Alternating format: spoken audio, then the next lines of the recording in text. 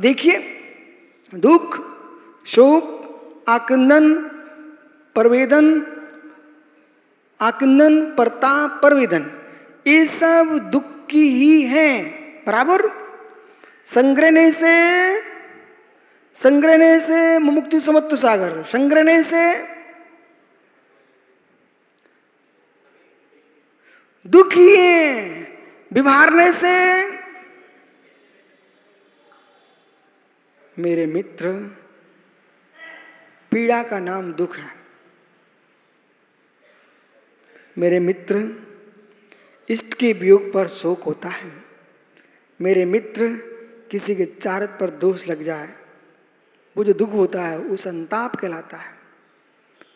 मित्र इष्ट के वियोग पर उसके गुणों का चिंतन करके रोया जाता है, वो आक्रंदन होता है। मित्र ऐसा फूट फूट के रोए कि जिसके रोने को देख करके दूसरा रोने लग जाए, ये परदेवन कहलाता है। परदेवन। बराबर। यद्यपि संग्रहणे ने एक रूप देखा था, फिर भी विभारने ने सबको भेद कर दिया। तो भेद ये वस्तु में हुआ कि वस्तु में? भेद जो हुआ है वस्तु में क्या वस्तु में? वस्तु में। वास्तविक या अवास्तविक? वास्तविक।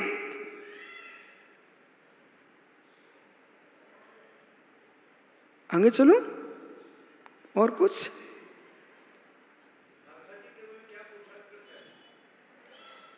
हे मित्र, आज सुबह आप थे नहीं ऐसा लग रहा है।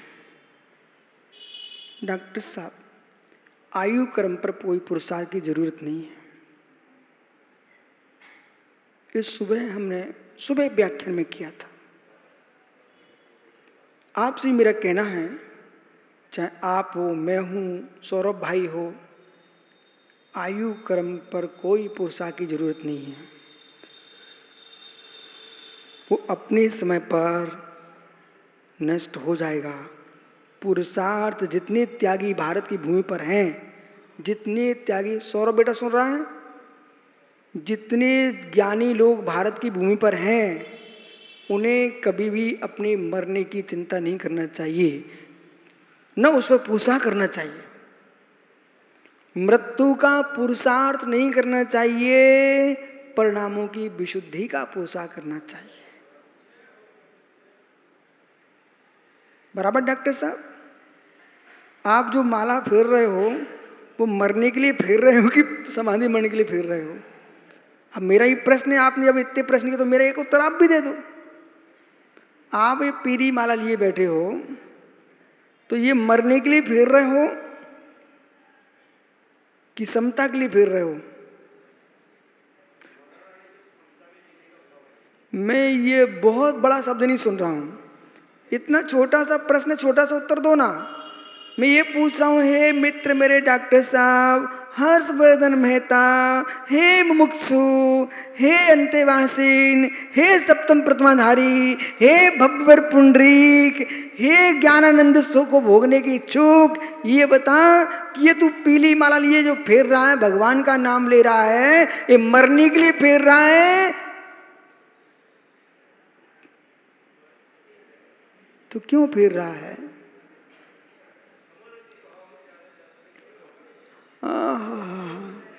धन्यो मित्र।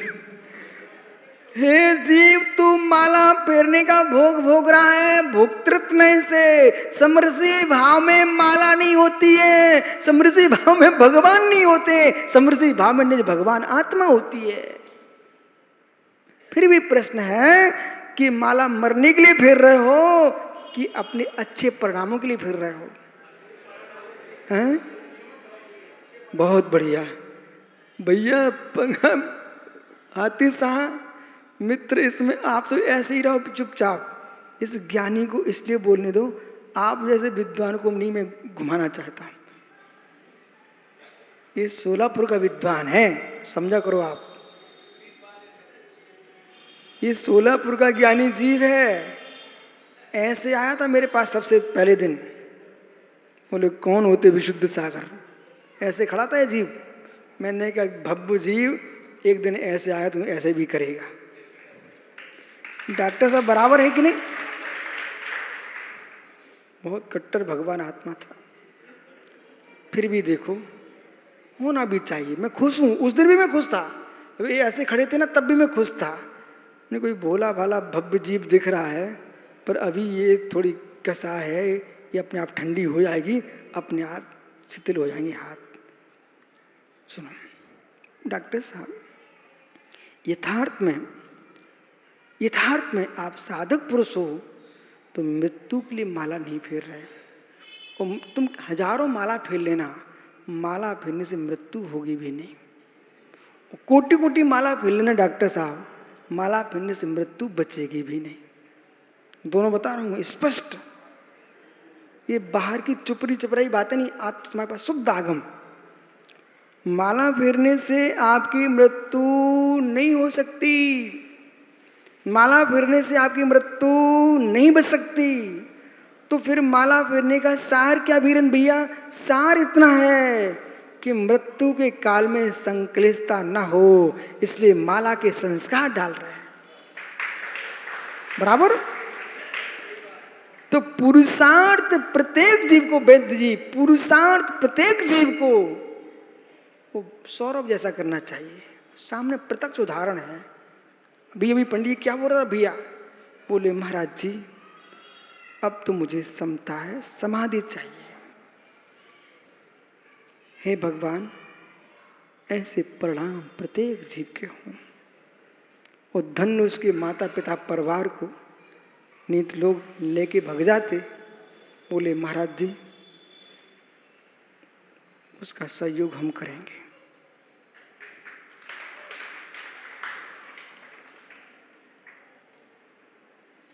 सारे ब्रह्मचारियों को और सारे महाराज से कहना है, भाई उस जीव के भावों की विशुद्धि में आप सबको सहयोग करना है। सुब्रत सागर, समय देना भाई, समय देना। कितना जागृत जीव है। एक बच्चा था 12 साल का था ना, 13 का, सागर में। डॉक्टर साहब, क्या बच्चे के परिणामों की निर्मलता थी। और सौरभ तो ये बच्चा है ना, ये तो पढ़ा लिखा स्वाध्यायी है, इसको सब पता है। आओ, उपयोग में उपयोग जाता है तो देह की वेदना अनुभव में नहीं आती। उपयोग से उपयोग दूर चला जाता है तो देह की वेदना का वेदन होता है। उपयोग में उपयोग चला जाता है, प्रत्युष किसी भी विकार का वेदन नहीं होता। व्याख्यान में शब्द नहीं बोल पाते लोग, पर विषय ये है, उपयोग में उपयोग होता है तो बेटा किसी भी कसाय का वेदन नहीं होता। उपयोग में उपयोग जब नहीं होता तो सारी कसाएं पेरती हैं। इसलिए मैं ये कह रहा था, जो कसायिक भाव है वो कर्मज भाव नहीं। कर्म जो पौद्गलिक हैं, कर्तृत्व ने भुक्तृत्व ने से यहां देखना आपको। सर्वविशुद्ध ज्ञान अधिकार में राग देश को कुंद कुंद स्वामी कह रहे हैं, यद्यपि मैं पूर्व में इनको पौद्गलिक कह चुका हूं। सुनना, विषय सब दिमाग में रखना। यद्यपि इनको पूर्व में हम पौद्गलिक कह चुके हैं, तो पूर्व के पौद्गलिक को ही ध्यान में मत रखना, इसके बाद क्या उसको भी ध्यान रखना। कर्मों जो राग देश परिणाम है, उनको जो पौद्गलिक कहा गया है वो उपचार है। क्या रहस्य समझो ज्ञानी। राग देश को, राकेश भैया हाँ नाम बोल देना, गड़बड़ हो तो शर्मने की जरूरत नहीं है आपको। जो राग देश है आत्मा का, वो पौद्गलिक भाव है, एक कथन उपचार नहीं से है। और राग देश आत्मा का धर्म है, ये अशुद्ध निश्चय नय से है। लगाओ दिमाग। बराबर डॉक्टर मेहता। हाँ, राग देश कर्म पौद्गलिक है, क्यों कह रहे हो? उसमें कर्म सापेक्षता को लेके बोल रहे हैं आप, कर्म के उदय की बात को लेके आप बोल रहे हैं, उदय भाव की दृष्टि से बोल रहे हैं आप कसाय को पौद्गलिक। लेकिन एक कसायिक भाव है किसका? कर्म का। बोलो कर्म का। कर्म का मत कहते ना स्वप्न में भी, राकेश भैया, कर्म का। जो राग देश परिणाम आपके आत्मा में है वो कर्म का भाव है कि चैतन्य का भाव है? इतना से प्रश्न का उत्तर दो। विद्वान बन के बोलना, अज्ञानी बन के नहीं बोलना, समय सार से बोलना मित्र।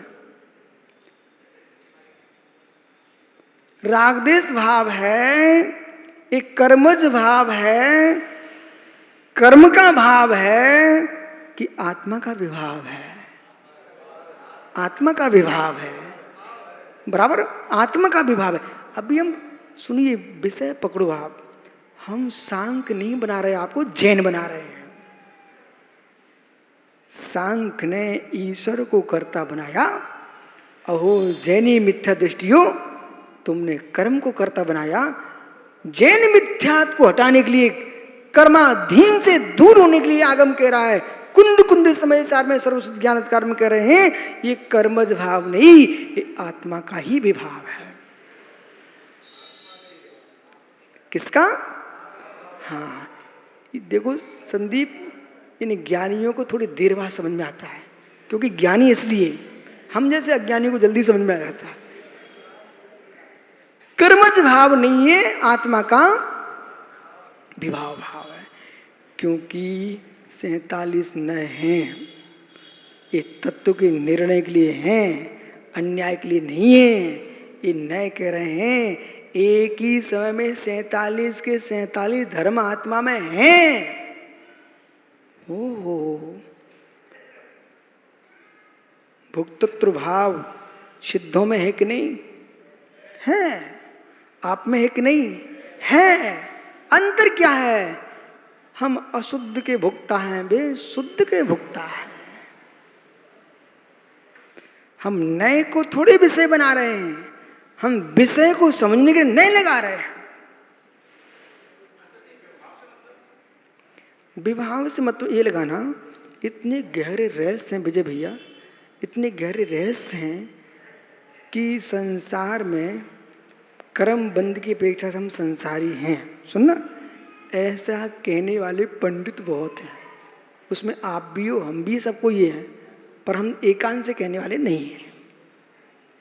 कर्म के कारण हम संसार में भटक रहे हैं, ऐसा सारे सिद्धांत कहेंगे, ठीक है।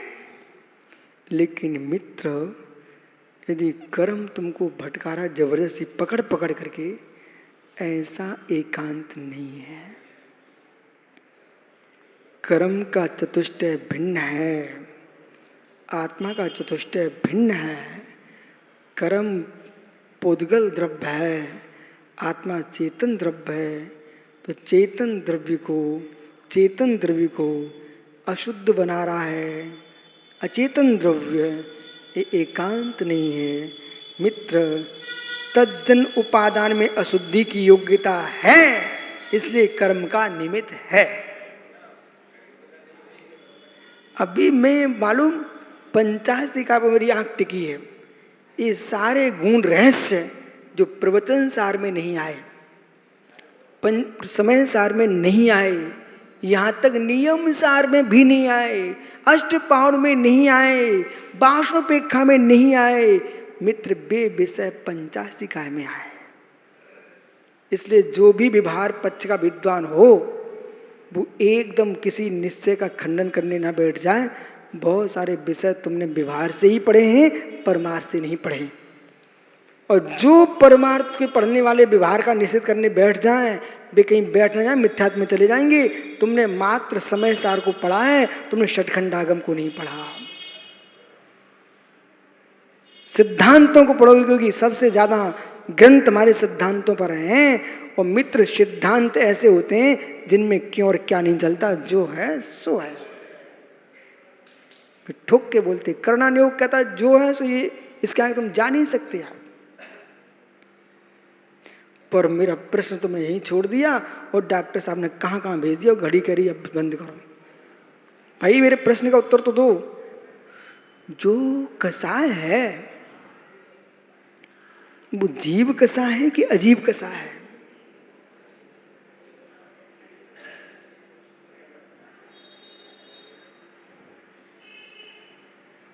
यानी जीव कसाय भी होती है, अजीब कसाय भी होती है।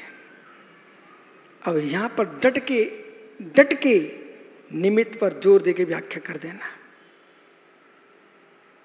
कैसे कैसे? हे मित्र किसी अजीब के देख करके तुम्हारे परिणाम कलुषित हुए हैं, होते हैं पंडित जी, होते हैं। और बाहर का दृष्टांत क्यों, अपने घर का दो, बाहर का मत दो। जब हाथी साय का मोबाइल घुमा तो बेचारे के भाव खराब हुए। ईमानदारी से बोलना मित्र, हुए ना? जबकि अजीब था, अजीब को देख करके जीव के भाव बिगड़ गए। उपचार कथन में जब बोलेंगे कसाय पाहुर से, तो मैं मित्र कहेंगे ये अजीब कसाय। अधिकरणम जीवा जीवास्य, उमा स्वामी क्या महान ज्ञाता थे, उन्होंने कैसे निचोड़ के रख दिया। वो सूत्र लगा दो ना पंडित जी यहां पर, अधिकरणम जीवा जीवास्य, अजीब अधिकरण हो गया।